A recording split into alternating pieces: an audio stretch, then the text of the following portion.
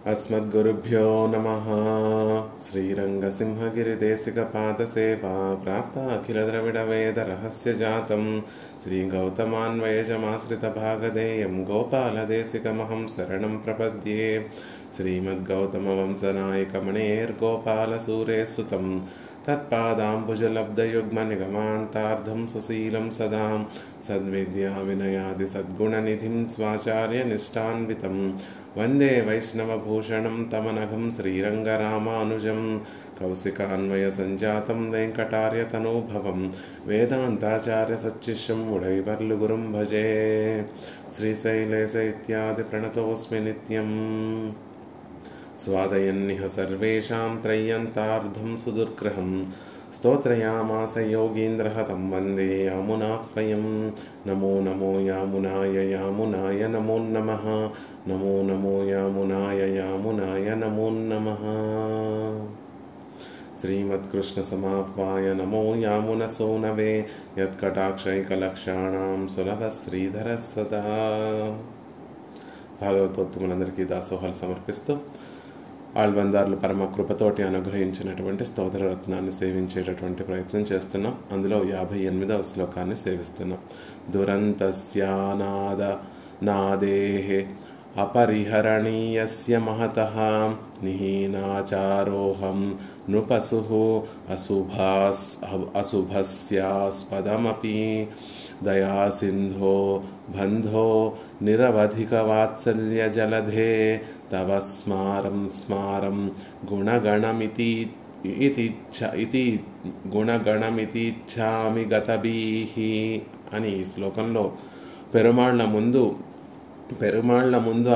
ఇంతకు ముందు చేసినటువంటి విన్నపం అంతా కూడా ఏ ధైర్యంతో పెరుమాళ్ల ముందుకు వెళ్ళి మనం ఆ విన్నపాన్ని చేస్తున్నాము అంటే, మనలో ఉన్నటువంటి గుణములను తలుచుకుంటే పెరుమాళ్ళకి దూరంగా వెళ్ళిపోవాల్సి వస్తుంది. అదే పెరుమాళ్లలో ఉన్నటువంటి గుణములు తలుచుకుంటే ఆ భయం గతభీహి, ఆ భయము తొలగింపబడినటువంటి వాళ్ళమై పెరుమాళ్ల దగ్గరికి ప్రేమతో, ఆయన మీద కలిగినటువంటి ప్రేమతో ధైర్యంగా ఆయన ముందుకు వెళ్ళి శరణాగతి చేసేటటువంటి ఒక యోగ్యత మనకి లభిస్తుంది అని స్వామి. నీ గుణములను మేము తలుచుకుంటూ తద్వారా కలిగినటువంటి ప్రీతికారిత ప్రేమతో ఆ కైంకర్యం సమర్పించాలి. ప్రేమ, నీ మీద ప్రేమ కలిగితే ఆ ప్రేమతోటి, ఆ ప్రీతితోటి నీకు కైంకర్యం సమర్పించాలి అనేటటువంటి అభిలాష, అనేటటువంటి కోరికతోటి నీ ముందుకొచ్చి ఈ విధంగా ప్రార్థిస్తున్నాము స్వామి అనేటటువంటి విషయాన్ని యామునాచార్యుల వారు ఈ శ్లోకంలో మనకు అనుగ్రహిస్తున్నారు. అందులో నిహీనాచారోహం, ఆచారములు ఏవైతే ఉన్నాయో వాటినన్నిటినీ కూడా అనుష్ఠించినటువంటి వాడిని కాదు, పైపెచ్చు పాపానుష్ఠానం అంతటిని కూడా చేసేటటువంటి వాడిని. శాస్త్రము ఇవి చేయాలి, ఇవి చేయకూడదు అనేటటువంటి ఒక విధానాన్ని మనకు అనుగ్రహిస్తే, ఒక మార్గాన్ని చూపిస్తే, చేయకూడనటువంటి వాటినన్నిటినీ కూడా చేసేటటువంటి వాడిని, చెయ్యొద్దు అని చెప్పినటువంటి, శాస్త్రంలో చేయకూడదు అని చెప్పినటువంటి విషయములన్నిటినీ కూడా చేసినటువంటి వాడిని, చేయమన్నటువంటి విషయములన్నిటినీ కూడా విడిచిపెట్టినటువంటి నిహీనాచారుణ్ణి అనేటటువంటి విషయాన్ని చెప్తున్నారు. నిజానికి శరణాగతి చేసేటటువంటి వారికి ఉండవలసినటువంటి యోగ్యత కూడా లేనటువంటి వాడిని. విలక్షణ ధర్మత్తినే ఇజిక్కైకు యోగ్యతాపాదకమాన సంధ్యావందనాది కర్మానుష్టంగళ్ అவைகள் இன்றி పాపానుష్టమానత్తుకే యోగ్యనంగే.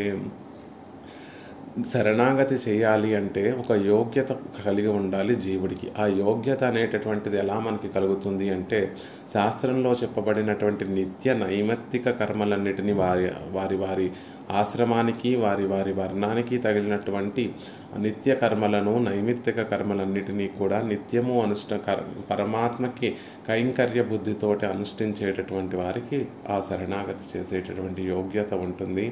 అలా కాకుండా నిత్యము పాపానుష్ఠానం చేసేటటువంటి వాడైనటువంటి నేను నీ దగ్గరకు వచ్చి శరణాగతి చేయడానికి కారణము నాలో ఉన్నటువంటి ఈ లోటును చూసుకొని కాదు స్వామి, నీలో ఉన్నటువంటి గుణమును చూసుకొని అని చెప్తున్నారు. అందులో భాగంగా నేను ఎలాంటి వాడిని అంటే, నిహీనాచారం అంతా కలిగినటువంటి వాణ్ణి. నృపసు చతుష్పాతు పతుక్కళ్ళిరక్కాటిల్ ద్విపాతత్వమే విశేషమెంగై. పశువు. పశువు అంటే 4 కాళ్ళు కలిగినటువంటి జంతువు అని అర్థం. అలా నేను విశేషం ఏమిటంటే నేను 4 కాళ్ళు కలిగినటువంటి చతుష్పాత్తుల అంటే 4 కాళ్ళు కలిగినటువంటి జంతువును కాదు. ద్విపాత్వమే విశేషమైంది, 2 కాళ్ళు కలిగినటువంటి పశువును. అది నాలో ఉన్నటువంటి విశేషము. ఏ గుణాన్ని చూసుకొని మీరు వచ్చి శరణాగతిని చేస్తున్నారు అంటే పశువు లాంటి వాడిని చూడ్డానికి నరుడుగా ఉన్నప్పటికీ కూడా పశువులాగా జ్ఞానము లేనటువంటి వాడిని. జ్ఞానము అంటే భగవత్ సంబంధించినటువంటి స్వరూప జ్ఞానము, పరస్వరూప జ్ఞానము, ఉపాయ స్వరూప జ్ఞానము, ఉపేయ స్వరూప జ్ఞానము, విరోధి జ్ఞానము, అర్ధపంచక జ్ఞానము లేనటువంటి వాడిని. జ్ఞానేన హీనః పశుభిః సమానః శాస్త్రవస్య జన్మమాగయ్యాలే. పశువెన్నవన్నాదు ఆహార నిద్రా భయజమైథునాని తుల్యాని ఖల్వత్ర సమస్త జంతోః జ్ఞానాది విశిష్టో హి నరః పరేభ్యో జ్ఞానేన హీనః పశుభిః సమానః. నిజానికి ఆ పశువులకి మనకి కూడా కొన్ని విషయాల్లో పోలిక సామ్యం ఉంటుంది. ఆహారము, నిద్ర, భయము, మైథునము అనేటటువంటి ఈ విషయాలలో తుల్యాని కల్వత్ర సమస్త ఈ లోకంలో ఉన్నటువంటి సర్వ జంతువులతోటి మనిషికి ఉండేటటువంటి ఒక సామ్యం ఏమిటి అంటే ఆ జంతువులన్నీ కూడా ఆహారం పొద్దునే అవి వాటి జీవన క్రమం ఎలా ఉంటుంది అంటే లేస్తాయి, ఆహారాన్ని సంపాదించుకుంటాయి, ఆహారాన్ని పుచ్చుకుంటాయి, నిద్రపోతాయి, భయం కలుగుతుంది, వాటికి మైథున సుఖాలు వాటినన్నింటినీ శారీరక సుఖాలన్నిటినీ కూడా అనుభవిస్తాయి. ఆ విషయాలలో మనిషికి జంతువుకి పోలిక ఉంటుందండి. మరి మనిషిని జంతువు కన్నా విలక్షణమైనటువంటిదిగా ఎలా గుర్తింపబడతాడు మనిషి అంటే జ్ఞానాది విశిష్టో హి నరః పరేభ్యో. ఆ జంతువుల కన్నా మనిషికి ఉండేటటువంటి విలక్షణత ఏమిటి అంటే జ్ఞానం కలిగి ఉండటము.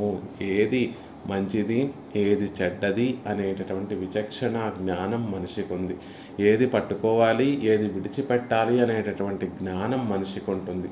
ఆ విషయంలో జంతువుల కన్నా కూడా విలక్షణమైనటువంటి వాడు. కానీ ఎప్పుడైతే ఆ జ్ఞానము కోల్పోతామో జ్ఞానేన హీనః పశుభిః సమానః. ఆ జ్ఞానం లేకపోతే కనుక మనము కూడా పశువులతో సమానం. అంటే మనం కూడా మన జీవితాన్ని ఆహారము, నిద్ర, భయము, మైథునము వీటితోనే కాలం గడిపేస్తూ ఉంటాం. జ్ఞానం ఉండి కూడా దానిని ఉపయోగించలేనటువంటి వారం అవుతాము. కాబట్టి ఆ విషయంలో మనం పశువులతో సమానమే. కాబట్టి నువ్వు పశువు. ఆత్మ గురించి జ్ఞానము లేనటువంటి వాడిని, నీ గురించి జ్ఞానము లేనటువంటి వాడిని. కాబట్టి నువ్వు పశువు, 2 కాళ్లతో సంచరించేటటువంటి జంతువుని అంటున్నారు. శాస్త్రవస్య జన్మ. అది కాకుండా స్వామి నేను పూర్తిగా పశువుగా లేను, పూర్తిగా నరుడిగా కూడా లేను అని చెప్తున్నారు. శాస్త్రవస్య జన్మ మాగయ్యాలే పశువు వన్నాదు. శాస్త్రంలో చెప్పబడినటువంటి విషయాలు లోబడి ఉండేటటువంటి జన్మ. శాస్త్రము ఎవరికి అన్వయిస్తుంది అంటే పశుపక్షాదులకి. శాస్త్రం ఎప్పుడూ కూడా పశుపక్షాదుల గురించి చెప్పలేదు. శాస్త్రంలో చెప్పబడింది ఇది కురు, ఇది మా కార్షి అని చెప్పినట్టు, ఇదం కురు, ఇదం మా కార్షి అని చెప్పినటువంటి విషయములు, ఇది చేయాలి, ఇది చేయకూడదు అన్నటువంటి విషయములన్నీ కూడా కేవలం మానవులకి మాత్రమే సంబంధించినవి. ఒక పశువు దగ్గరికి వెళ్ళి అది స్నానం ఆచరించట్లేదు, సంధ్యావందనం ఆచరించట్లేదు, దానికి పాపం వస్తుందా అంటే వాటికి పాపం రాదు. శాస్త్రంలో చెప్పబడినటువంటి విషయములన్నీ కూడా మనుషులకి వర్తించేటటువంటివి. కాబట్టి శాస్త్రవస్య జన్మ మాగయ్యాలే. శాస్త్రానికి వశపడి ఉండేటటువంటి జన్మ. కాబట్టి నాది పశువు జన్మ కాదు, మనిషి జన్మ అంటున్నారు. మరి మనిషిగా పూర్ణంగా ఉంటున్నానా అంటే ఆహార నిద్ర భయమైథునాదిగల్ నియతని ఇల్లామయ్యాలే మనుష్యనన్నావన్నాదు. కానీ ఇంకొక రకంగా ఫ్లిప్ చేసి చూస్తే ఆహారము, నిద్ర, భయము, మైథున విషయాలలో ఒక నియతి లేకుండా వాటి కోసమే నేను బ్రతుకుతూ ఉండేటటువంటి వాడిని. కాబట్టి మనిషి జన్మ కూడా కాదు, అటు పశువు జన్మ కాదు, ఇటు మనిషి జన్మ కాదు. ఈ 2 జన్మత్తయం తప్పినేని అంగే. అయ్యో, అటు పూర్తిగా పశువునై ఉంటే శాస్త్రంలో చెప్పబడినటువంటి విషయములు నాకు అన్వయించేటటువంటివి కాదు. నీ చేత నువ్వు ఎలా అయితే కృష్ణుడిగా అవతరించి పశు సంరక్షణ చేసి గోవులను సంరక్షించి గోవిందుడు అనిపించుకున్నావో అలా నీ చేత రక్షింపబడేటటువంటి వాడిని. అదే ఈ పూర్తిగా జ్ఞానం కలిగినటువంటి మనిషినైతే నీకు శరణాగతి చేసి నాలో ఉన్నటువంటి సుగుణములతోటి నీకు శరణాగతి చేసి నీ చేత రక్షింపబడేటటువంటి వాడిని. కానీ అటు పశువును కాదు, ఇటు ఆహార నిద్ర భయం మైథున విషయాలలో నియమము లేదు కాబట్టి మనిషిని కాదు. శాస్త్రానికి వశపడి ఉండేటటువంటి జన్మను పొందాను కాబట్టి పశువును కాదు, అటు మనుషుని కాలేకపోతున్నాను, ఇటు పశువును కాలేకపోతున్నాను. ఈ 2 జన్మత్తయం తప్పిన 2 జన్మాలు కూడా తప్పి నేను ప్రవర్తిస్తున్నాను. అలాంటి నువ్వు పశువు, అలాంటి నేను 2 కాళ్లతోటి సంచరించేటటువంటి పశువును, అంటే జ్ఞానము లేనటువంటి వాడిని. అలాంటి నన్ను నువ్వే రక్షించాలి. ఇలా నీ ముందు ఇంత ధైర్యంగా వచ్చి నేను ప్రార్థిస్తున్నాను, కైంకర్యాన్ని ప్రార్థిస్తున్నాను అంటే దయాసింధో, నువ్వు దయ కలిగినటువంటి వాడివి కాబట్టి, బంధువు, నిరపాధిక బంధువు కాబట్టి, వాత్సల్య జలదివి కాబట్టి అనేటటువంటి విషయాన్ని చెప్తున్నారు. అశుభస్యాస్పదం అశుభమాగిరదు శుభ విరోధి. అశుభము అంటే శుభానికి విరోధంగా ఉండేటటువంటి, మంచిని కలిగించేటటువంటి విషయాలకు వ్యతిరేక్తంగా ఉండేటటువంటివన్నీ కూడా అశుభాలు. అసలు శుభం అంటే ఏమిటండి అంటే శుభమాగిరదు, పురుషార్థం. శుభము అంటే సుఖాన్ని కలిగించేది. ఏది సుఖాన్ని కలిగిస్తుంది? మనకి ఏది ఇష్టమై మనం కోరుకుంటామో అది మనకి సుఖాన్ని కలిగిస్తుంది. మనకి ఇక్కడే ఉండి ఆహారాన్ని సంపాదించడమో, ఐశ్వర్యాన్ని సంపాదించడమో, బంధువులతోటి ఆనందంగా గడపడము, అదే మనకి సుఖాన్ని, అదే మనకి ఆనందాన్ని కలిగిస్తూ ఉంటే అదే నిత్యము పెరుమాళ్ళ దగ్గర కోరుకుంటూ ఉంటాం, అదే పురుషార్థం అవుతుంది. అలా కాకుండా జ్ఞానము కలిగి ఇవన్నీ కూడా దుఃఖానికి కారణమయ్యేటటువంటి బంధనములు అనేటటువంటి ఒక చక్కటి జ్ఞానం మనకు ఉదయించి వీటినన్నిటినీ కన్నా కూడా గొప్పదైనటువంటి ఒక ఆనందం ఉంది. పరమాత్మ సన్నిధి చేరి అక్కడ అనుభవించేటటువంటి ఆనందము శాశ్వతమైనటువంటి ఆనందము అనేటటువంటి భావన కలిగి దాని పట్ల ఒక అభిరుచి కలిగితే అది అప్పుడు పురుషార్థం, మన చేత కోరుకోబడేటటువంటి కోరిక అవుతుంది. దాన్ని పురుషార్థము అంటారు. అది శుభాన్ని అంటే ఆనందాన్ని కలగచేస్తుంది. అలా మనం కోరుకునేటటువంటి పురుషార్థమే సుఖము. పురుషార్థము అంటే పురుషుల చేత కోరుకోబడేటటువంటిది. ఎప్పుడు మనం కోరుకుంటాము అంటే మనకి ఏదైతే ఆనందాన్ని కలగచేస్తుందో, సుఖాన్ని కలగచేస్తుందో దాన్నే కోరుకుంటాము. కాబట్టి పురుషార్థమే నీ సుఖము అంటున్నారు. తద్విరోధిగళ్ళకెళ్ళాం ఆశ్రయమెంగై. ఆ శుభానికి విరోధములైనటువంటి వాటన్నిటికీ కూడా నిలయమైనటువంటి వాడిని. మన పురుషార్థం ఇప్పుడు భగవంతుడిని చేరి భగవంతుడికి కైంకర్యం సమర్పించాలి అనేటటువంటిది మన పురుషార్థం. కానీ ఆ కైంకర్యం పొందలేకపోతున్నాం. దానికి కారణం ఏమిటి అంటే మనలో దాన్ని అడ్డుకునేటటువంటి పాపములన్నీ కూడా మనలో ఉన్నాయి. కాబట్టి ఆ కైంకర్యాన్ని పొందడానికి అడ్డుగా ఉండేటటువంటి పాపములన్నిటికీ కూడా ఆశ్రయమైనటువంటి వాణ్ణి అని చెప్తున్నారు. అకృత్యకరణం మొదలాగా అసహ్యాపచారం ముడివానవత్తుకు ఆకారమాయిరుక్కై. శాస్త్రంలో పాపము అనేటటువంటిది అసలు ఎక్కడి నుంచి స్టార్ట్ అవుతుంది అంటే అకృత్యకరణం కృత్యాకరణం. చెయ్యవలసినటువంటి పనులు అంటే శాస్త్రంలో ఇది చెయ్యండి అంటే వాటినే చెయ్యాలి, ఇవి చేయకూడదు, అకృత్యములను ఆచరించకూడదు అంటే అవి ఆచరించకుండా ఉండాలి. కానీ జీవుడి విషయంలో పాపం అనేటటువంటిది ఎక్కడి నుంచి మొదలవుతుంది అంటే అకృత్యములను చేయడం వల్ల. శాస్త్రం ఇది చెయ్యొద్దు, పరులను హింసించద్దు అంటే పరులను హింసిస్తూ ఉంటాం. హింసించడం అంటే మనస్సుతో కానీ, వాక్కుతో కానీ, చేతలతో కానీ పరులకి దుఃఖాన్ని కలిగించడం, హింసించడం. అలా పరులను దుఃఖించడం వల్ల అలా శాస్త్రం పరులను హింసించద్దు అని చెప్తూ ఉంటే అకృత్యం అది. దాన్ని చేయడంలో మనకి పాపం మొదలవుతుంది. అలా కృత్యాకరణం చేయవలసినటువంటి వాటిని విడిచిపెట్టడం వల్ల పాపం వస్తుంది. అకృత్యకరణం చెయ్యొద్దు అని చెప్పినటువంటి వాటి నుండి అకృత్యాలను చేయడం వల్ల, చేయొద్దు అన్న వాటిని చేయడం వల్ల పాపం అనేటటువంటిది సంభవిస్తుంది. అక్కడ నుండి ప్రారంభమవుతుంది మనకి పాపం. అక్కడ నుండి అది తక్కువ పాపం. దానికన్నా గొప్ప పాపం ఏమిటి అంటే భగవంతుణ్ణి దూషించటం. అంతకన్నా గొప్ప పాపం ఏమిటంటే భాగవతోత్తములను దూషించడం. అంతకన్నా గొప్ప పాపం ఏమిటంటే ఆచార్యుల్ని నిందించడము. ఆచార్యుల్లో మనలాంటి సమానమైనటువంటి వారే ఆచార్యులు కూడా అనే ఒక భావనతోటి వారి పట్ల అగౌరవంతో ప్రవర్తించడం అసహ్యాపచారం.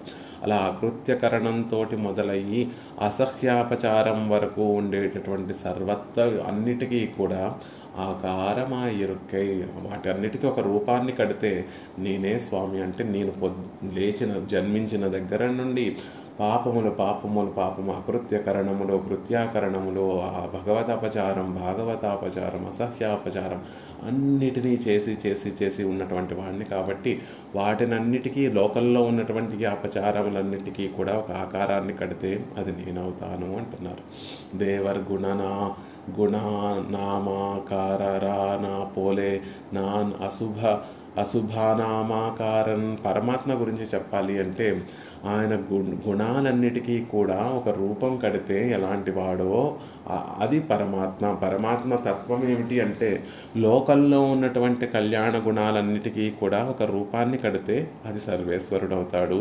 లోకల్లో ఉన్నటువంటి అశుభాలు అంటే పాపాలన్నిటికీ ఒక రూపాన్ని కడితే అది నేనవుతాను. పరమాత్మ విషయంలో ఎలా అయితే సకల కళ్యాణ గుణాత్మకుడు, సకల కళ్యాణ గుణములకి ఆకారమైనటువంటి వాడు అనేటటువంటి విషయాన్ని ఎలా అయితే చెప్పుకుంటూ ఉంటామో అలా లోకంలో ఉన్నటువంటి అశుభాలన్నిటికీ కూడా ఆకారమైనటువంటి వాడిని నేను అని చెప్తున్నారు. అలాంటి వాడిని అయినప్పటికీ కూడా నిహీనాచారోపి నృపసు అశుభస్యాస్పదం అపి అనేటటువంటి పదము ఇలాంటి వాడిని అయినప్పటికీ కూడా నిన్ను ఆశ్రయిస్తున్నాను. ఎందుకు అంటే నీలో ఉన్నటువంటి గుణముల వల్ల. దురంతస్య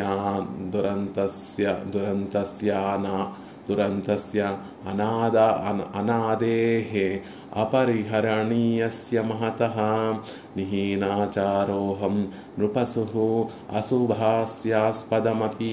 ఇలాంటి వాణ్ణైనప్పటికీ కూడా పాపముగా పరిణమించేటటువంటి అనంతమైనటువంటి చెడ్డ కర్మగా ఫలించేటటువంటి అనేకమైనటువంటి పాపములకి ఆకారమైనటువంటి వాడిని, అనాదిగా పాపములనే చేసేటటువంటి వాడిని, అపహరణీయస్య తొలగించుకోవడానికి వీలు లేనటువంటి అనేక పాపాలు చేసినటువంటి వాడిని, మహతః గొప్పవైనటువంటి పాపాలు, ఆశ్చర్యాన్ని కలిగించేటటువంటి పాపాలు చేసినటువంటి వాడిని అయినప్పటికీ కూడా నిహీనాచారోపి ఆచారములేవి పాటించినటువంటి వాడినైనప్పటికీ కూడా నృపసు అశుభాస్యాస్పదం జ్ఞానం లేనటువంటి వాడిని, ఈ పాపములన్నిటికీ ఆకారమైనటువంటి వాడిని అయినప్పటికీ అంటున్నారు. అపి ఇప్పటి పట్టవన ఇరుక్క చైదేయం. ఇలాంటి వాడిని అయినప్పటికీ కూడా క్షణమపి నసహేయాతు శతధా వినాశనం ఎన్రు అపేక్షిక్కైక్కుం ఒరు వజియుండు అదెనెన్నిల్. అదే ఇలాంటి వాడినైనప్పటికీ కూడా ఎలాంటి ప్రార్థన చేస్తున్నాను, నాకు కైంకర్యానికి విరోధములుగా ఉన్నటువంటివన్నీ కూడా శతధా వినాశనం తత్సత్యం మధుమదన విజ్ఞాపనం ఇదం స్తవశేషత్వ విభవాత్ బహిర్భూతం నాదక్షణమపి సహేయాతు శతధా వినాశనం అని కదా నేను కోరుకుంటున్నాను. అలా అపేక్షించడానికి ఒక కారణం ఉండాలి కదా. అది ఒక కారణం ఉండాలి. అదేమిటి అంటే ఒక మార్గం ఉండాలి కదా. అదేమిటి అంటే నీలో ఉన్నటువంటి గుణముల నిత్యము కూడా నేను స్మరించడం వల్ల కలిగినటువంటి ప్రీతే దానికి కారణము, నీ పట్ల కలిగినటువంటి ప్రేమే దానికి కారణము అని ఇక్కడ చెప్తున్నారు. దయా సింధో బంధో నిరవధిక దాత్సల్య జలధే తవ స్మారం గుణగణం అని ఇది ఇచ్చామి. దానివల్ల నేను కోరుకుంటున్నాను, ఇలా కోరుకుంటున్నాను అని చెప్తున్నారు. దయా సింధో కీ సొన్న అశుభ సాగరమెల్లాం தேவருடைய தயார்ணவத்தில் ஒரு குளப்படியாம்படியன்றோ தேவருடைய கிருபாவத்தத்தை. అద్భుతంగా చెప్తున్నారు. ఎలాంటి పాపములు మనవి? దురంతస్య అనాదేహి అపరిహరణీయస్య మహతః అశుభస్యాస్పదం అని కదా చెప్పారు. అంతస్య అంతము లేనటువంటివి, అనాదిగా ఉన్నటువంటివి, అపరిహరణీయస్య అపహరించడానికి లేకపోతే తొలగించుకోవడానికి వీలు లేనటువంటివి, మహతః గొప్పవైనటువంటి ఈ పాపములన్నిటినీ కూడా, వాటినన్నిటినీ ఒక సాగరం అనుకుంటా. శుభ సాగరమల్లా మనకున్నటువంటి అశుభ సాగరం అంతా కూడా, పాపములు అనేటటువంటి సాగరం అంతా కూడా దేవరుడయ దయావర్ణతిల్ పరమాత్మ యొక్క దయా అనేటటువంటి సముద్రంతో పోలిస్తే ఒరుకుళిప్పడియాంబడియన్రో దేవరుடைய కృపయత్తే, అది గోష్పదమైపోతుందండి. ఒక దూడ, అప్పుడే పుట్టినటువంటి దూడ గిట్టలు పాదం తడి నేలలో దూడ కనుక సంచరిస్తూ ఉంటే ఆ దూడ యొక్క కాలి గుర్తు ఎంత చిన్నగా ఉంటుందో, కాలి గుర్తు నడిచినప్పుడు ఆ తడి నేలలో పడినటువంటి కాలి గుర్తు ఎంత చిన్నగా ఉంటుందో అంత చిన్నవైపోతాయి మా అశుభ సాగరం అంతా కూడా. నీ కృపతోటి పోలిస్తే, నీ దయార్ని అనేటటువంటి అర్ణవాంతో పోలిస్తే మా ఈ అశుభ సాగరం అంతా కూడా ఒక చిన్న గుంటలా మారిపోతుంది. గోష్పదం అంతగా మారిపోతుంది కదా స్వామి. అంత గొప్పది నీ దయా. కాబట్టి దయా సింధో, మా పాపాలన్నిటినీ కూడా తొలగించి, మా విరోధములన్నిటినీ తొలగించడానికి నీ దయ మొత్తం నువ్వు ఉపయోగించక్కర్లేదు. ఆ దయ ముందు ఈ అశుభ సాగరం అంతా కూడా ఒక చిన్న గోష్పదం అయిపోతుంది. నువ్వు ఎంత గొప్ప దయ కలిగినటువంటి వాడివి. ఆ దయ ముందు మా పాపాలన్నీ కూడా ఒక లెక్క. అవన్నీ కూడా నీ కటాక్షంతో అవన్నీ తుడిచిపెట్టిపోతాయి, అవన్నీ తొలగింపబడతాయి అనేటటువంటి విషయం చెప్తున్నారు. వదార్హమపి కాకుత్సహ కృపయా పర్యపాలయత్. ఇక అవన్నీ దానికి సంబంధించినటువంటి, పరమాత్మ దయకు సంబంధించినటువంటి విషయాలు, సందర్భాలన్నిటినీ కూడా మనకి గుర్తు చేస్తున్నారు. పరమాత్మకే గుర్తు చేస్తున్నారు. స్వామి నీ దయ ఎలాంటిది అనుకుంటున్నావు? సతం నిపతితం భూమౌ శరణ్యశరణాగతం వదార్హమపి కాకుత్సహ కృపయా పర్యపాలయత్. భాగవతాపచారం చేసినటువంటి వారిని పరమాత్మ క్షమించడు అనేటటువంటి విషయాన్ని చెప్పుకున్నాం. అందులో కూడా తనకి ప్రియమైనటువంటి సీతాదేవి పట్ల అసహ్యాపచారం చేసినటువంటి వాడు జయంతుడు అనేటటువంటి కాకాసురుడు.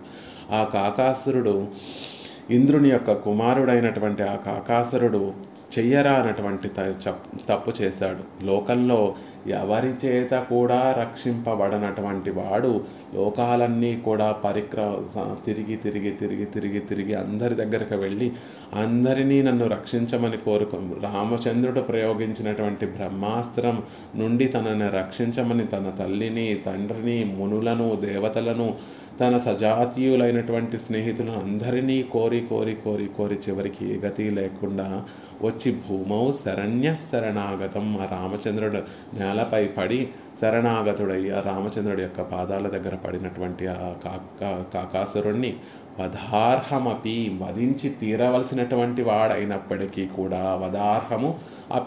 వధించి తీరవలసినటువంటి వాడైనప్పటికీ కూడా కాకుత్సహ కృపయా పర్యపాలయత్. ఆ రామచంద్రుడు తన కృపతోటి అతనిని రక్షించాడు. అలాంటి వాడిని కూడా, శరణన్నటువంటి వాడిని వచ్చి కావాలని శరణాగతి చేసినటువంటి వాడు కాదు. నిపతితం భూమౌ శరణ్యశరణాగతం. ఇంకో గతి లేక వచ్చి పాదాలు అక్కడ పడిపోతే, అలసిపోయి వచ్చి రామచంద్రుడు పాదాల దగ్గర పడితే, ఆ చంపవలసినటువంటి వాడిని, చంపి తీరవలసినటువంటి వాడిని రామచంద్రుడు కృపతోటి రక్షించాడు కదా. అంత గొప్ప దయ కలిగినటువంటి వాడు. ఎన్ని పాపాలు చేసినా, ఇందాక మనం పాపాలన్నిటికీ కూడా నిలయమైనటువంటి వాడిలో అని చెప్పుకున్నప్పుడు అకృత్యకరణం నుండి మొదలయ్యి అసహ్యాపచారం వరకు ఉన్నటువంటి పాపాలన్నిటినీ కూడా చేసినటువంటి వారం అనుకున్నాం. అలా అసహ్యాపచారం చేసినటువంటి వారు కూడా పరమాత్మ దయను మనసులో ఉంచుకొని, అయ్యో పశ్చాత్తాపపడి, చేసినటువంటి తప్పుకి పశ్చాత్తాపపడి భగవంతుని దయను మనసులో తలుచుకొని భగవంతుడి పెరుమాళ పాదార విందాల దగ్గరికి చేరితే తప్పక వారిని రక్షించి తీరుతారు. అంత గొప్పది ఆయన దయ. వధార్హమపి కాకుత్సహ కృపయా పర్యపాలయత్ అనేటటువంటి విషయం. ఎందుకండి ఈయన రక్షించి తీరుతాడు? అంత అసహ్యాపచారం చేసినటువంటి వాడిని శిక్షించి తీరాలి కదా. ఎందుకు ఈయన రక్షించి తీరుతాడు అంటే ఆయన స్వభావమే అది. వ్యసనేషు మనుష్యానాం భృసంభవతి దుఃఖిత. ఎవరైనా మనుషులు కష్టాలలో ఉంటే అయ్యో నా వారు కష్టాలలో ఉన్నారే అని వారికన్నా కూడా ఎక్కువగా దుఃఖించేటటువంటి, వారు పడేటటువంటి దుఃఖం కన్నా రామచంద్రుడు పడేటటువంటి దుఃఖం ఎక్కువ అండి. అయోధ్యలో ఎవరికైనా ఒక్కరికి ఒక దుఃఖం కలిగితే ఆ దుఃఖాన్ని వారు అనుభవిస్తూ ఉంటే రామచంద్రుడు సహించలేడు. వారెంత దుఃఖాన్ని అనుభవిస్తున్నారో అంతకన్నా ఎక్కువ దుఃఖాన్ని రామచంద్రుడు అనుభవిస్తాడు అనేటటువంటి విషయాన్ని తెలియచేస్తారు. అలా వ్యసనేషు ఇతరుల యొక్క దుఃఖాన్ని చూసి తట్టుకునేటటువంటి వాడు కాదు, ఆ దుఃఖాన్ని ఎలాగైనా తొలగించాలి అనేటటువంటి స్వభావం కలిగినటువంటి వాడు రామచంద్రుడు. కాబట్టి అంత దయ ముందు మన పాపములు అనేటటువంటి సముద్రము ఒక చిన్న గోష్పథం అయిపోతుంది అనేటటువంటి విషయం చెప్తున్నారు. ఆనయం హరిశ్రేష్ఠ దత్తమస్యాభయం మయా విభీషణో వా సుగ్రీవ యది వా రావణ స్వయం. విభీషణుణ్ణి రక్షించాలా వద్దా అని అక్కడ ఉన్నటువంటి వారందరూ కూడా మదన పడుతున్నటువంటి సందర్భంలో రామచంద్రుడు చెప్పినటువంటి మాట, ఓ హరిశ్రేష్ఠ, ఓ సుగ్రీవ, విభీషణుడికి దత్తం అస్య అభయం మయా, అతనికి నేను అభయాన్ని ఇచ్చాను, వెళ్ళి నువ్వు ఆ విభీషణుడిని తీసుకురా. విభీషణో వా సుగ్రీవ యదివా రావణ స్వయం. వచ్చినటువంటి వాడు విభీషణుడో లేకపోతే రావణుడే విభీషణుడిలా మారువేషం వేసుకొని వచ్చాడో ఎవరైనా పర్వాలేదు, ఆ రావణుడే స్వయంగా వచ్చి నాకు నా పత్నిని సీతాదేవిని అపహరించి ఇన్ని రోజులు అక్కడ కష్టాలు పెడుతున్నటువంటి స్వయంగా రావణాసుడే వచ్చి నాకు శరణాగతి చేసినా కూడా ఆ రావణాసుడిని నేను క్షమిస్తాను, అతన్ని నేను రక్షిస్తాను అని పరమాత్మ చెప్పినటువంటి మాట. విభీషణో వా సుగ్రీవ యదివా రావణ స్వయంగా రావణాసుడే వచ్చి రామచంద్ర నన్ను రక్షించు అని నా పాదాల మీద పడితే ఇప్పటి వరకు తాను చేసినటువంటి దోషములన్నిటినీ కూడా మరిచిపోయి అతన్ని రక్షిస్తాను అని రామచంద్రుడు చెప్పినటువంటి మాట. గచ్చానుజానామి, ఇంకా అద్భుతమైనటువంటి ఇంకొక ప్రమాణాన్ని చూపిస్తున్నారు. గచ్చానుజానామి రణార్దితం స్త్వం ప్రవిశ్య రాత్రిం చరరాజ లంకా అశ్వాస్య నిర్యాహి రథీ చ ధన్వీ తదా బలం ద్రక్ష్యస్తి మే రథస్థః. రావణాసుడు తన శక్తినంతటిని ఆ రోజు రామచంద్రుడితోటి యుద్ధం చేస్తూ ఉండగా రామచంద్రుడు తన పరాక్రమంతో రావణాసుడి యొక్క రథసారథుడిని సంహరించాడు, రథాన్ని కూల్చేశాడు. రావణాసుడు చేతుల్లో ఉన్నటువంటి వింటిని విరగొట్టేశాడు, ఆయన కిరీటాన్ని పడగొట్టేశాడు. ఎదురుగుండా నిస్సహాయ స్థితిలో ఉన్నటువంటి రావణాసురుణ్ణి ఒక్క బాణం వేసి సంహరించకుండా గచ్చాను జానామి, ఓ రావణ ఈరోజు నువ్వు చాలా అలసిపోయావయ్యా, వెళ్ళు, మళ్ళీ ఇంటికి వెళ్ళి కొంచెం ఆ సేద తీరి మళ్ళీ ఒక గట్టి రథాన్ని తీసుకొని ఒక గట్టి బాణాన్ని ఒక గట్టి ధనస్సును తీసుకొని మళ్ళీ రేపురా, అప్పుడు నా పరాక్రమంలో ఏమిటో చూపిస్తాను. రథంలో ఉండి యుద్ధం చేయడానికి సిద్ధపడి రేపురా, అప్పుడు నా పరాక్రమం ఏమిటో నేను చూపిస్తున్నా, బలాన్నంతటినీ కూడా నీకు చూపిస్తాను. ఎందుకంటే అంత మళ్ళీ ఇంకొక అవకాశం ఇవ్వడము అంటే ఇందాక చెప్పినట్టుగా యదివా రావణ స్వయం విభీషణో వా సుగ్రీవ యదివా రావణ స్వయం అని తాను చెప్పినట్టుగా ఈరోజు పరాభవం చెందినటువంటి ఆ రావణాసురుడి యొక్క మనసు మారుతుందేమో. రామచంద్రుడి చేత పరాభవాన్ని పొందినటువంటి ఆ రావణాసురుడు మనసు మార్చుకొని సీతాదేవిని మళ్ళీ ఆ రాత్రికి రాత్రి రామచంద్రుడి పాదాల దగ్గర సమర్పిస్తాడేమో, శరణాగతి చేస్తాడేమో అని ఇంకా అవకాశం ఇచ్చాడు రామచంద్రుడు. ఎదురుగుండా నిస్సహాయ స్థితిలో ఉన్నటువంటి ఆ రావణాసుని ఒక్క బాణం వేసి సంహరించకుండా ఇంకొక అవకాశం ఇచ్చాడు. తన దోషములన్నిటినీ కూడా అప్పటికే క్షమించి, రావణాసుడు చేసినటువంటి తప్పులన్నిటినీ కూడా తన దయతోటి క్షమించి మళ్ళీ ఇంకొక అవకాశం రావణాసుడికి ఇచ్చి తన మనసు మారుతుందేమో అని ప్రయత్నించాడు రామచంద్రుడు. అంత గొప్ప దయాసింధువు కదా. ఆ దయ ముందు మనం చేసినటువంటి ఆ పాపములన్నీ కూడా పడియన్రో ఆయన దయాసాగరం ముందు మన పాప సముద్రం అంతా కూడా ఒక చిన్న గోష్పదం అయిపోతుంది. అంత దయాసింధువు కదా, ఆ దయ కలిగినటువంటి గొప్ప దయ కలిగినటువంటి వాడివి అని నీ గుణములన్నిటినీ స్మరిస్తూ స్మరిస్తూ కలిగినటువంటి ప్రీతితోటి నిన్ను చేరుకున్నాను స్వామి అంటున్నారు. చేరుకోవడానికి దయ ఉంటే సరిపోదు కదండి, ఆయనకి మనకి ఒక బంధుత్వం అనేటటువంటి ఒక ఉంటే అప్పుడు మనని రక్షించడానికి త్వరపడతాడు అవతల వ్యక్తి. కాబట్టి అలాంటిది ఏమన్నా ఉందా అంటే బంధో ఆశ్రితరుడయ ఇజవు పెరుగల్ తన్న తాంబడియాన నిరుపాధిక సంబంధத்தை సొల్లుగిరదు.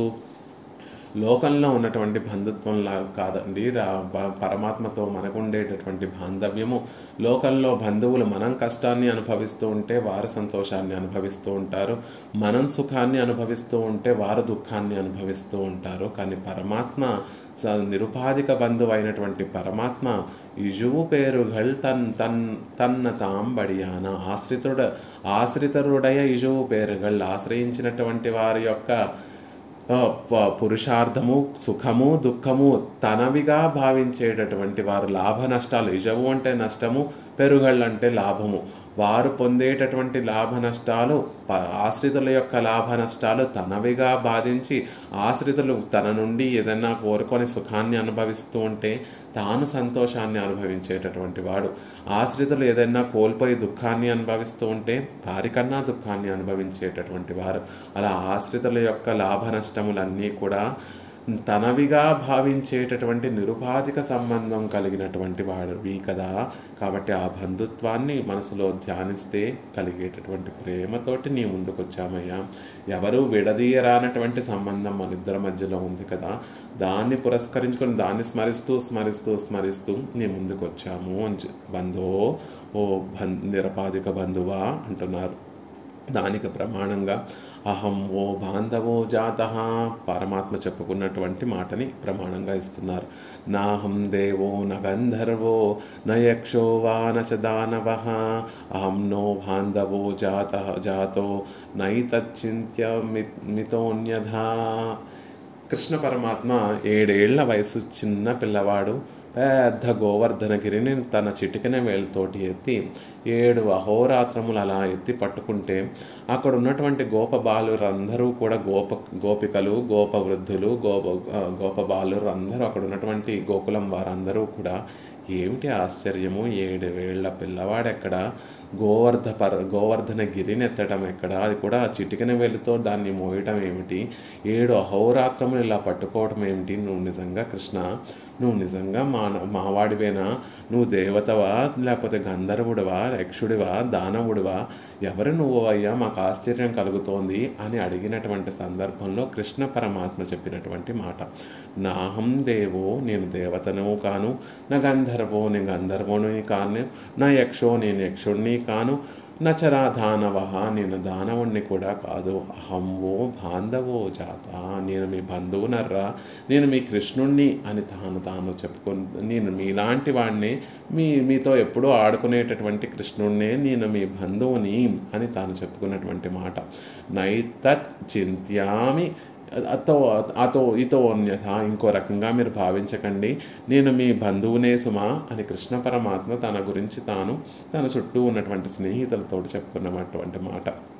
ఆ మాట కేవలం వారికే సంబంధించినటువంటిది కాదు, అక్కడ ఉన్నటువంటి వారికి గోకులంలో ఉన్నటువంటి వారికి మాత్రమే అన్వయించేటటువంటి మాట కాదు, మనందరికీ కూడా అన్వయించేటటువంటి మాట. అహంవో బాంధవో జాత మనందరికీ కూడా నిరపాధిక బంధువైనటువంటి వాడు శ్రీకృష్ణుడు. అలా కృష్ణ నువ్వు బంధువుగా ఉన్నప్పుడు మాకు లోటేమిటయ్యా, ఆ బంధుత్వాన్ని పురస్కరించుకునే లోకంలో మనకేదైనా కష్టం వస్తే ముందు మన బంధువుల ఆత్మీయుల దగ్గరికి వెళదాం కదా, అలా పాపంలో కూరుకుపోయినటువంటి నేను కూడా వాటిని చూసి బెంగపడక్కర్లేకుండా నీ దగ్గరికే వచ్చాను. ఎందుకంటే తెలుసా, నువ్వు ఎలాంటి వాడివి, నా కష్టాలు నువ్వు తీర్చినప్పుడు ఆనందించేటటువంటి వాడి. కృతకృత్యస్తదా రామః అభిషించ లంకాయ రాక్షసేంద్రం విభీషణం కృతకృత్యస్తదా రామో విజ్వర ప్రమోద.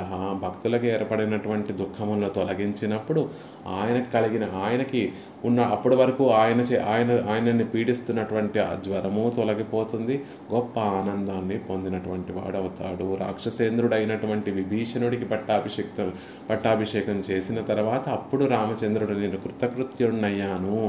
అప్పటి వరకు ఏమవుతుందో ఎలా అవుతుందో విభీషణుడి యొక్క పట్టాభిషేకం ఎలా అవుతుందో అని మదన పడుతున్నటువంటి రామచంద్రుడు ఎప్పుడైతే విభీషణుడు పట్టాభిషేక్తుడయ్యాడో అప్పుడు ఆయనకి అప్పటి వరకు ఉన్నటువంటి వ్యధ ఏదైతే జ్వరం పీడిస్తున్నటువంటి వ్యధ ఏదైతే జ్వరంలా పీడిస్తున్నటువంటి వ్యధ ఏదైతే ఉందో అది తొలగింపబడినటువంటి వాడై మోదము కేవలం ఆనందం కాదు, ప్రమమోద గొప్ప ఆనందాన్ని పొందినటువంటి వాడయ్యాడు. ఎంత ఆశ్చర్యము! ఆయన విషయంలో ఆయనకి కలిగేటటువంటి లాభంతో ఆనందించడం కాదు, తన ఆశ్రితుల్ని రక్షించడం, వారికి కలిగేటటువంటి సుఖంలో తన ఆనందాన్ని గొప్పగా ఆనందాన్ని అనుభవించేటటువంటి స్వరూపం కలిగినటువంటి వాడు అని చెప్తున్నారు. అంతేకాదండి, ఒక పని చేసి పెట్టిన తర్వాత ఇంత చేసి కూడా వారికి అయ్యో ఏమీ చేయలేదు అనుకునేటటువంటి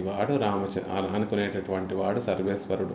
లోకంలో ఉన్నటువంటి బంధువులు ఏమీ చేయకుండానే మేము వారికి అన్నీ చేసి పెట్టేశాము అని లోకంలో ఉన్నటువంటి వారందరూ చెప్పుకుంటూ ఉంటే స్వామితో ఉన్నటువంటి బాంధవ్యం ఎలా ఉంటుంది అంటే ఆయన అన్నీ మనకి అనుగ్రహించి కూడా అయ్యో పాపం వీరికి ఏమీ చేయలేకపోయానే. ఆ రోజు ద్రౌపది గోవిందా అని ఆక్రందిస్తే ఆవిడకి ఏమీ చేయలేకపోయాను. రుణం ప్రవృద్ధమివమే, అయ్యో రుణం అది పిలిచినటువంటి పిలుపు నా మనసులో భారంగా ఒక పడి అది ఇంకా ఇంకా ఇంకా రుణంగా పెరిగిపోయి అది నా మనసునంతటినీ కూడా ద్రవింపచేసేస్తోంది అనేటటువంటి మాట కృష్ణ పరమాత్మ చెప్పింది. గోవిందేతి యద్రాక్రందాత్ కృష్ణమాం దూరవాసినం రుణం ప్రవృద్ధమివమే హృదయాన్న పసర్పతి.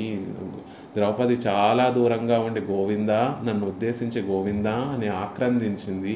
ఆ ఆక్రందన వడ్డీతో వృద్ధి చెంది నా హృదయంలో తొలగించుకోవడానికి వీలు లేనట్టుగా భారంగా నా మనసులో ఇప్పటికీ కూడా అలా పెరిగిపోతోంది అని చెప్పుకుంటున్నాడు కృష్ణ పరమాత్మ. ఎప్పుడు ద్రౌపది చేసినటువంటి ఆక్రందనకి వస్త్రములు ప్రసాదించాడు. ద్రౌపది పిలిచినటువంటి ఆ పిలుపుని పురస్కరించుకొని పాండవుల తరపున దూతగా వెళ్ళాడు. ద్రౌపది పిలిచినటువంటి పిలుపును పురస్కరించుకొని అర్జునుడికి రథసారథ్యాన్ని వహించాడు. ద్రౌపది పిలిచినటువంటి ఈ గోవింద అనేటటువంటి మాటను పురస్కరించుకొని 11 అక్షోహిణి సైన్యం కలిగినటువంటి ఆ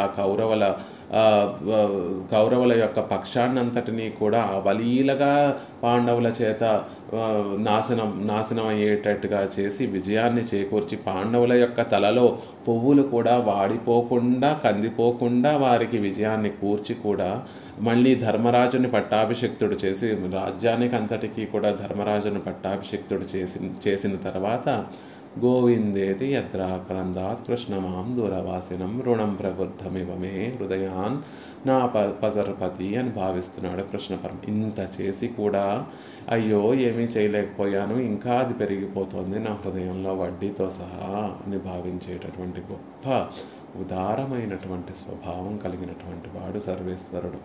ఉరసాధారయామాస పార్థం సంచాధ్య మాధవా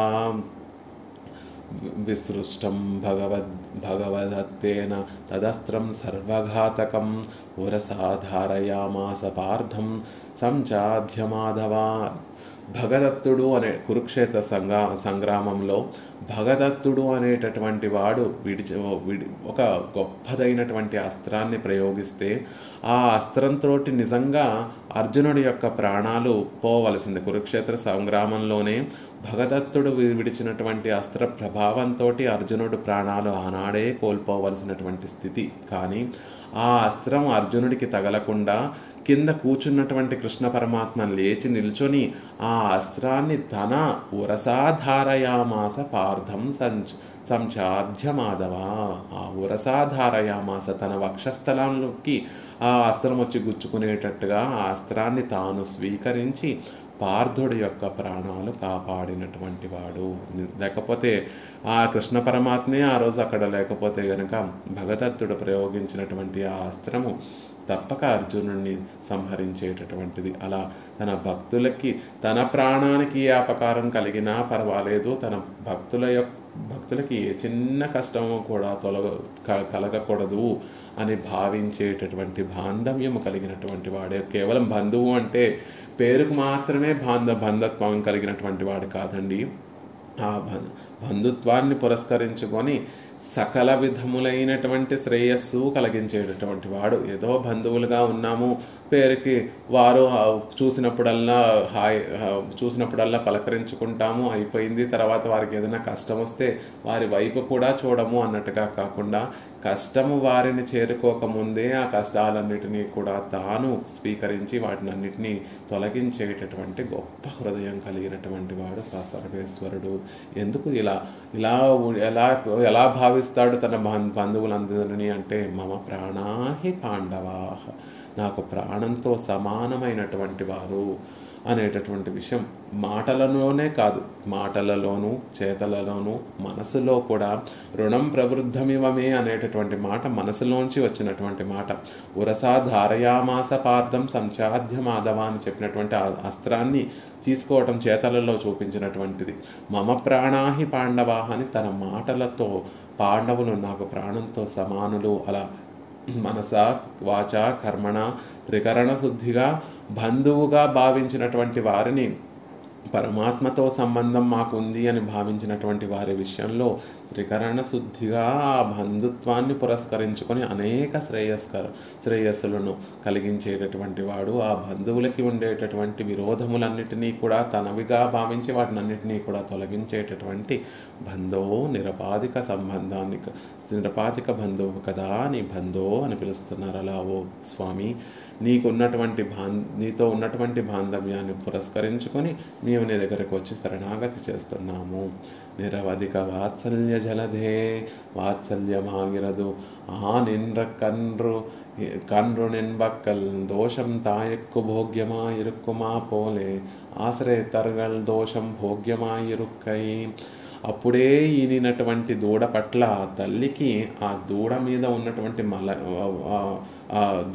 ఉన్నటువంటి మలాన్నంతటినీ కూడా ఆ తల్లి ఆవు తన నోటితోనే ఆ దూడ మీద ఉన్నటువంటి మాలిన్యాన్నంతటినీ కూడా స్వీకరించి ఎలా అయితే శుభ్రం చేస్తుందో, అలా శుభ్రం చేసేటటువంటి సందర్భంలో చిచి అదంతా మాలిన్యము అని ఏవగించుకోకుండా గోవు ప్రేమతోటి దూడ మీద ఉన్నటువంటి మాలిన్యాన్నంతటినీ కూడా తన నాలుకతోటి శుభ్రం చేస్తుంది. దాన్ని తాను స్వీకరించి ఆ మాలిన్యాన్ని తాను భోగ్యంగా స్వీకరించి దూడను ఎలా అయితే శుభ్రం చేస్తుందో, అలా పరమాత్మ కూడా ఆశ్రితర్గల్ దోషం భోగ్యమాయిరుక్కై, ఆశ్రితులలో ఉన్నటువంటి దోషములన్నిటినీ కూడా భోగ్యంగా తాను స్వీకరిస్తాడు. అసలు పరమాత్మ చెప్పేది ఏమిటి అంటే, నన్ను ఆశ్రయించేటటువంటి వారిలో దోషములు ఉండి తీరాలి అని కోరుకుంటాడు. అలాంటి వాడు పరమాత్మ. దోషం లేనటువంటి వాడిని ఎవరైనా రక్షిస్తారండి లోకంలో, లేకపోతే అతని సుకృతమే అతన్ని రక్షిస్తుంది. నా దగ్గరికి వచ్చేటటువంటి వారిలో దోషం ఉండి తీరాలి, ఆ దోషాలను నేను పోగొట్టాలి, అప్పుడే కదా నాకు ఒక వైభవం కలుగుతుంది. నాకున్నటువంటి గుణములన్నిటి ఎప్పుడు ప్రకాశిస్తాయి అంటే, బాగా దోషములు ఉన్నటువంటి వారు నా దగ్గరికి వస్తే వారిని రక్షిస్తే అప్పుడు కదా నిరవధిక వాత్సల్య జలదే అనేటటువంటి ఒక గొప్ప నామం సార్థకం అవుతుంది. కాబట్టి ఆశ్రితుల దోషములన్నిటినీ కూడా దోషములుగా భావించక భోగ్యముగా భావించేటటువంటి స్వభావం కలిగినటువంటి వాడు. కృపా సముద్రత్తుకు కరైయుండాగిலும் వాత్సల్య సాగరత్తుకు కరయిల్లై. పెరియవాచ్యాన్ పిళ్ళై వ్యాఖ్యానం లేకపోతే ఆ మాటకి నిరవధిక వాత్సల్య జలదే అన్నారు. ఇక్కడ ముందేమో కృపా దయాసింధో అన్నారు, దయకు సముద్రం వంటి వాడివి. వాత్సల్య జలదే అంటే వాత్సల్యం అనేటటువంటి జలదివి, సముద్రానివి. రెండిటికి తేడా ఏమిటండి అంటే, అక్కడ కృప దయ విషయంలో విశేషం ఏమీ వేయలేదు, కానీ వాత్సల్య జలదే అనేటటువంటి ఈ మాటకి ఒక విశేషణం వేశారు. నిరవధిక వాత్సల్య జలదే. కృప ఎప్పుడైనా మనలో ఉన్నటువంటి దోషాలను చూసి కృప ఎప్పుడైనా వెనక్కి వెళ్ళిపోవచ్చేమో, ఆ కృపా సముద్రానికి ఎప్పుడైనా తీరం కనిపించచ్చేమో, కానీ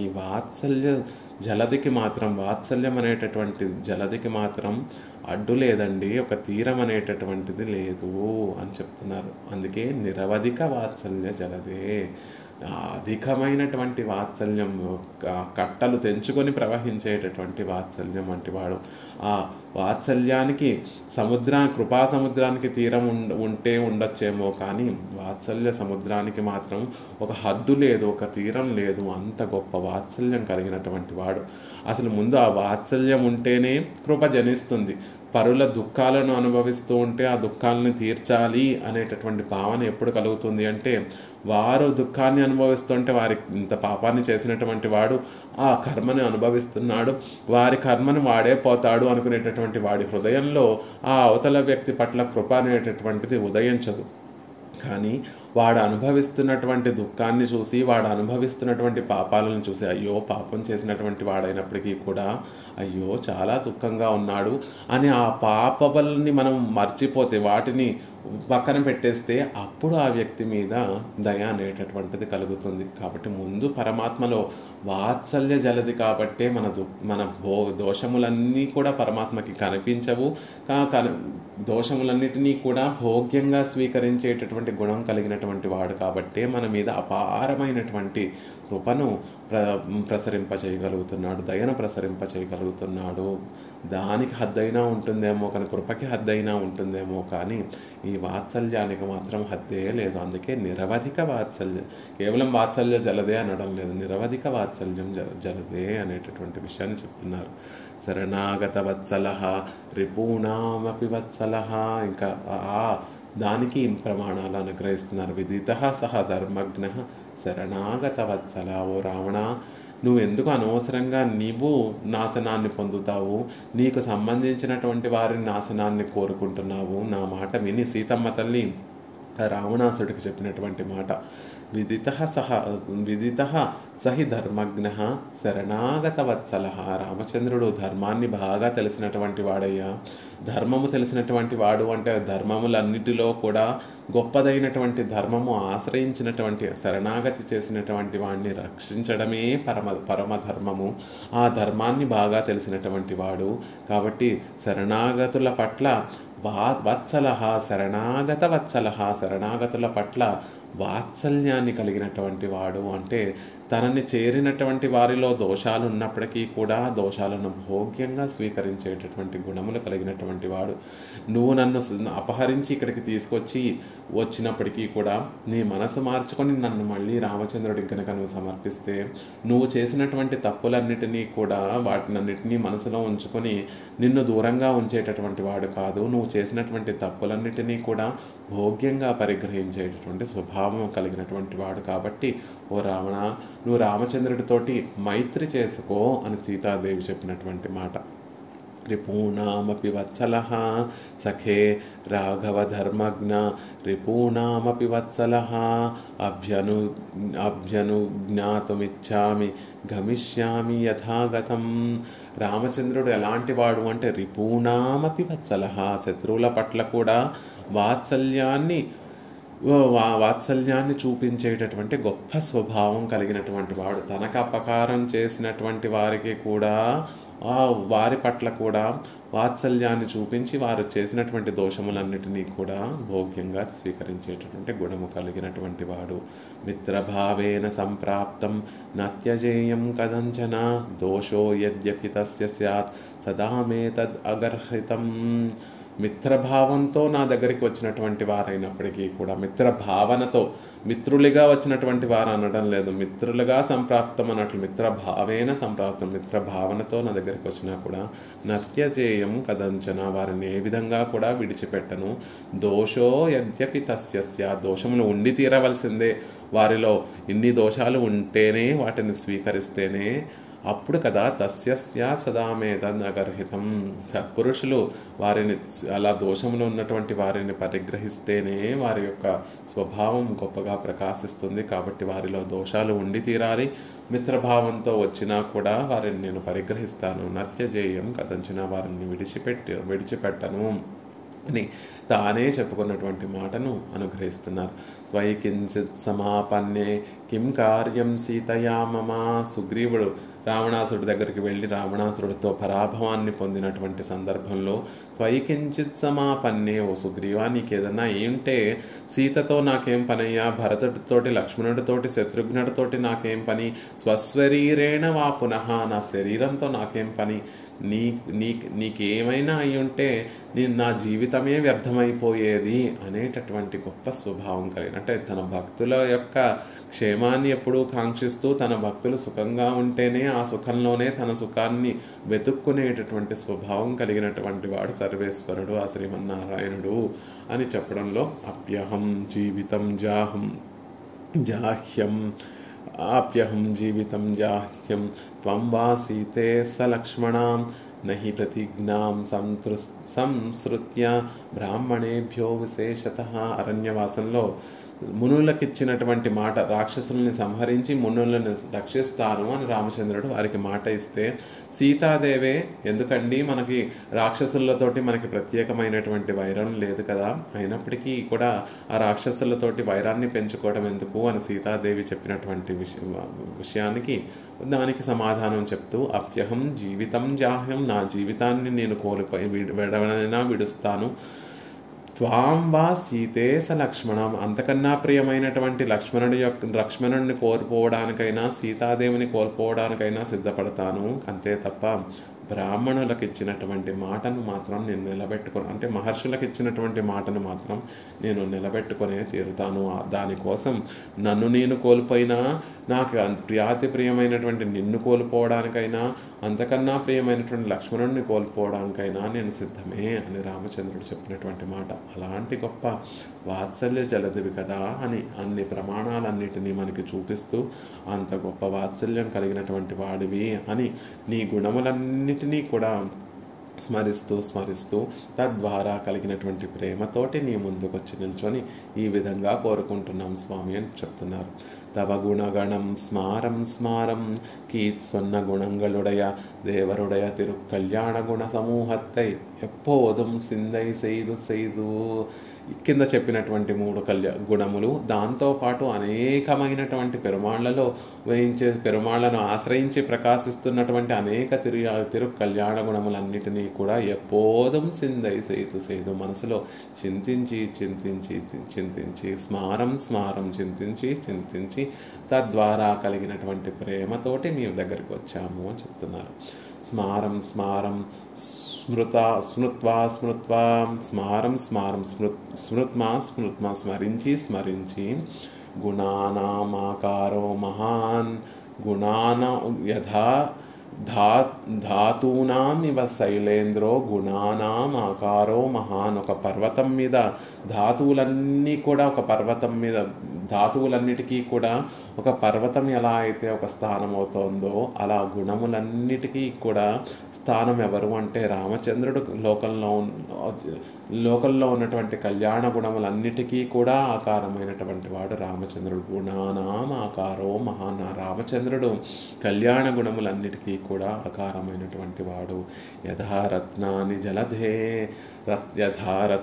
జలదే రసంఖ్యేయాని పుత్రక తదా గుణాహ్యం అనంతస్య అసంఖ్యేయో మహాత్మనః. పుత్ర, ఏ విధంగా అయితే సముద్రంలో రత్నాలు ఎలా అయితే అసంఖ్యాకంగా ఉంటాయో అలా మహనీయులలో మహాపరమాత్మలో కళ్యాణ గుణములు కూడా అలా అనంతమైనటువంటి కళ్యాణ గుణములు ఆయనలో ఉన్నాయి అనేటటువంటి విషయం చెప్తున్నారు.